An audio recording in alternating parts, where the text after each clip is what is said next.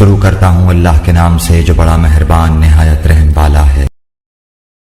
مالک بن Huwayrith رضی اللہ عنہ نے بیان کیا کہ ہم نبی کریم صلی اللہ علیہ وسلم کی خدمت میں حاضر ہوئے۔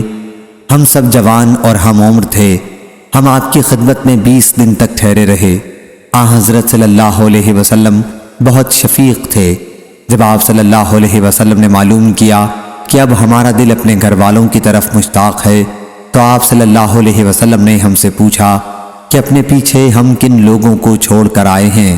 ہم نے آپ کو بتایا تو آپ نے فرمایا کہ اپنے گھر چلے جاؤ اور ان کے ساتھ رہو اور انہیں اسلام سکھاؤ اور دین بتاؤ، اور بہت سی باتیں آپ نے کہیں جن میں بعض مجھے یاد نہیں ہیں اور بعض یاد ہیں، اور فرمایا کہ جس طرح مجھے تم نے نماز پڑھتے دیکھا اسی طرح نماز پڑھو، پس جب نماز کا وقت آ جائے تو تم میں سے ایک تمہارے لیے اذان کہے اور جو عمر میں سب سے بڑا ہو وہ امامت کرائے۔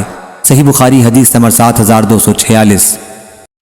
حضرت عبداللہ بن مسعود رضی اللہ عنہ نے بیان کیا کہ رسول اللہ صلی اللہ علیہ وسلم نے فرمایا، کسی شخص کو حضرت بلال رضی اللہ عنہ کی اذان سحری کھانے سے نہ روکے، کیونکہ وہ صرف اس لیے اذان دیتے ہیں یا ندا کرتے ہیں تاکہ جو نماز کے لیے بیدار ہو وہ واپس آ جائیں، اور جو سوئے ہوئے ہیں وہ بیدار ہو جائیں، اور فجر وہ نہیں ہے جو اس طرح لمبی دھاری ہوتی ہے۔